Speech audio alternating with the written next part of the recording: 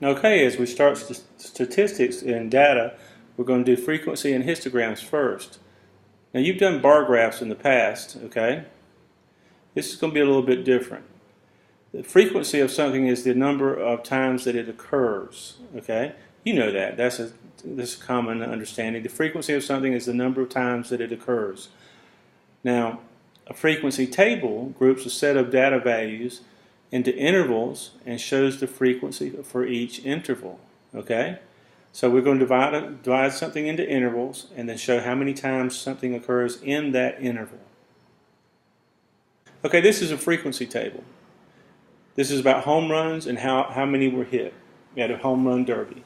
And we've got 2 to 5 home runs and they were hit 4 times. Somebody hit 2 to 5 home runs, 2, 3, 4, or 5, 4 times.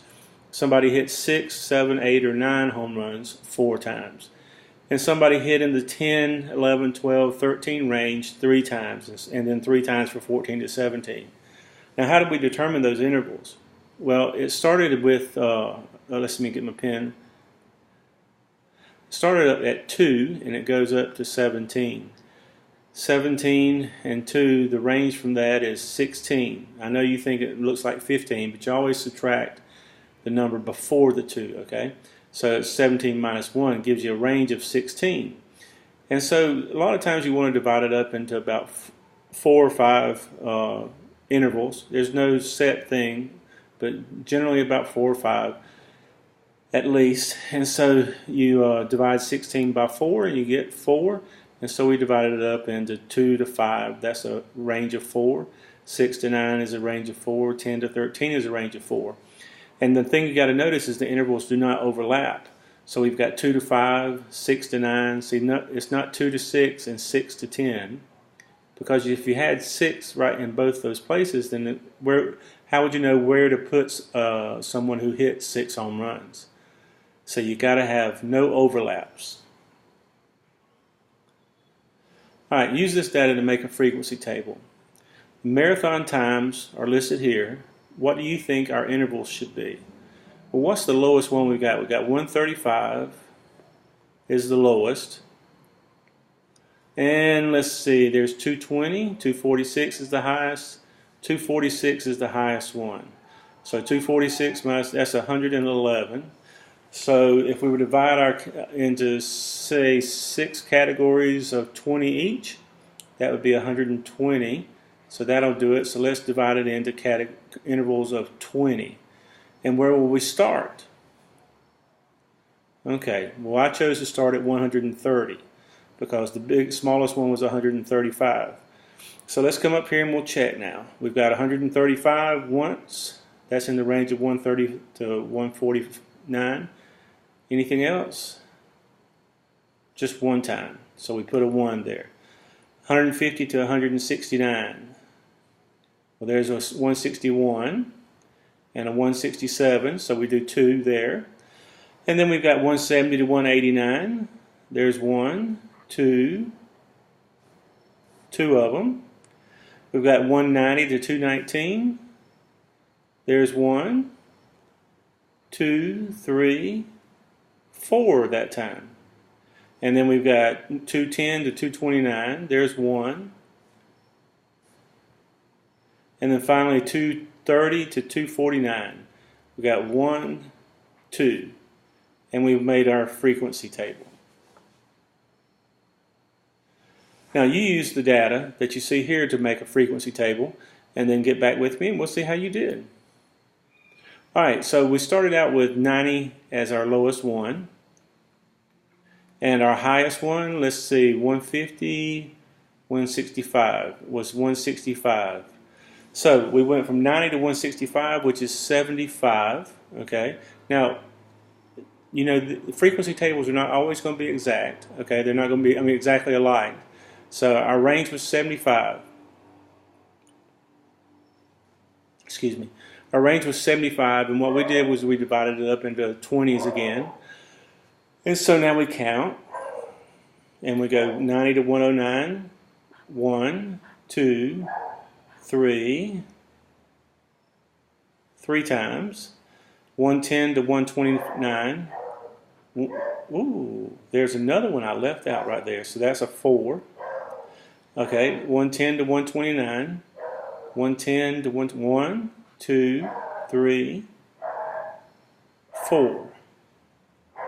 And then 130 to 149, we got 1, 2, and then 150 to 169, 1, 2, 3.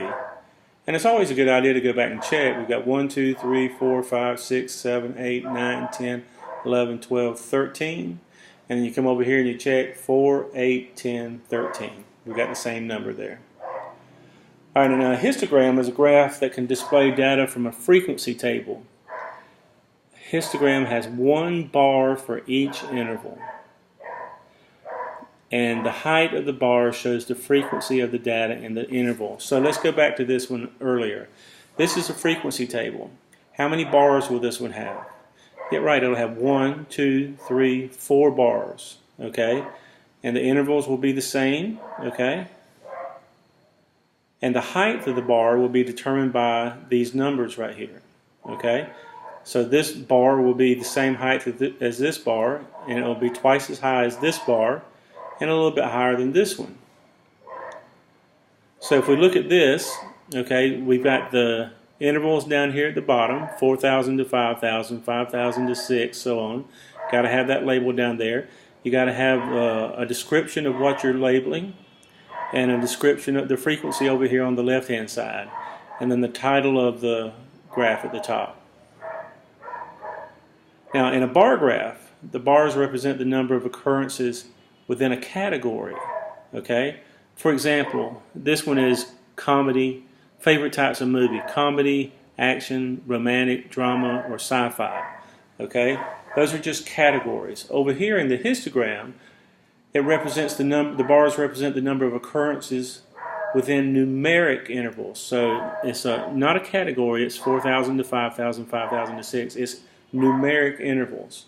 So a bar graph and a histogram are different items. In a bar graph, the bars don't touch.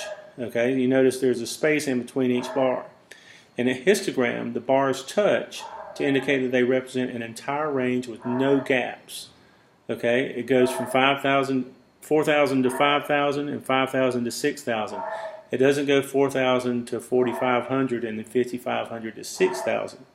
It goes straight through. Okay, so no gaps on a histogram. Now, how do you go from a frequency table to a histogram? Well, here we go. We've got 0 to 5. There's 0 to 5. 6 to 11. There's 6 to 11. 12 to 17. And 18 to 23 right here. And then this is a frequency on the left. And watching television, the hours is on the bottom here. There's our title of the histogram. And the 6 is the highest bar. The 5 is the second highest, the 3, and the 1. Okay? And we've got it labeled on the left here also. The finishing times in seconds for a race are shown below. What is a histogram that represents the data? Once again, your histogram and my histogram might be a little bit different. So it doesn't say what is the histogram, it says what is a histogram. Okay? So I gave you a hint here, divided into these 3 categories, okay? 80 to 89, not categories, intervals, 80 to 89, 90 to 99, and 100 to 109. Okay, so that's what we're going to do. Let me get my marker. Okay, there we go. So this is what we did. We got 1 through 6 is the number of occurrences. So let's see what we've got here. We've got 80 to 89, we've got 1, 2, 3, 4, 5, 6. 6 times. And we come over here and we look 80 to 89, 6 times. 90 to 99, we've got 1, 2, 3, 4, 5. And we come over here and our bar goes up to 5. And then finally we got 100 to 109, 1, 2 times, and our bar goes up to the 2, frequency of 2. And one of the things I want you to notice here is this little jagged line right here. Because sometimes graphs don't start at 1 or at 0, okay? And there's no reason to put from 0 to 80 on here because that would just stretch the graph out. So what we do is we put this little jagged line here to indicate that there has been a space eliminated. And so then we're able to start at 80 and the graph is a little bit more compact. Alright, now there are some different types of histograms. A symmetric histogram is when you can draw a line down the middle here and it looks the same on both sides. A skewed histogram is more developed on one side than the other. See, this one goes up so much on the right hand side here, okay? And then a uniform histogram is about the same all the way across. Not necessarily exactly the same, but roughly the same height. And then finally, a cumulative frequency table. This is by number of text messages. So the other ones we had just had 2 columns, okay? And so it said 0 to 9 messages, 11 occurrences. 10 to 19 messages, 3 occurrences.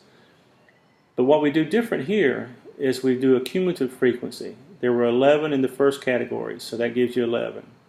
There were 3 in the second category, so that means there's 14 in the first and second categories. There's 3 in the third category, so that gives us 17 cumulative in the 3 categories. And then 2 in the fourth category, that gives us 19 in the first 4 categories. What that data tells you is that there were 14 occurrences from 0 to 19. There were 17 occurrences from 0 to 29. And there were 19 occurrences from 0 to 39. So that's how you do a cumulative frequency table.